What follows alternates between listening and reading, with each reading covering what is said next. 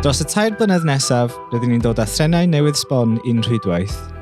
Mae adeiladu Trenau newydd yn cymryd sawl blwyddyn ac mae'n cymryd amser i'w cyflwyno mewn i wasanaeth. Mae'r broses yn cychwyn pan byddwn nhw'n dyfarnu contract i gwneuthurwyr i adeiladu Trenau newydd. Mae'r gwneuthurwyr yn cychwyn y broses dylunio gan ddefnyddio adborth gan ein gwsmeriaid ac ein anghenion ni mwyn sicrhau bod y Trenau newydd yn fwy hygyrch, effeithlon ac yn medru gweithio ar ein rhwydwaith. Rydym yn gweithio gyda nhw ar y dyluniadau sydd yn cynnwys dewis y cyfleusterau cywir ar fwrdd y tren, y seddi, safleoedd eistedd, steilio a brandio. Unwaith y bydd y dyluniadau wedi'u cymeradwyo, byddwn nhw'n symud ymlaen i'r broses adeiladu. Maent yn cychwyn fel cregyn gwag gan weithio ffordd ar hyd y llinell ymgynnull. Ar ôl i'r trenau gael eu adeiladu, maen nhw'n cychwyn cyfnod o brofi trylwyr i sicrhau bod y trenau'n ddiogel ac yn dibynadwy.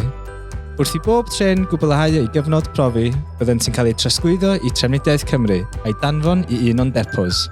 Mae ein hyfforddwyr yn barod i hyfforddi ein gyrwyr a'n staff ar y trenau newydd. Unwaith y bydd digon o yrwyr a staff wedi ei hyfforddi, fe cyflwynir y trenau newydd i'n rhwydwaith un ar y tro.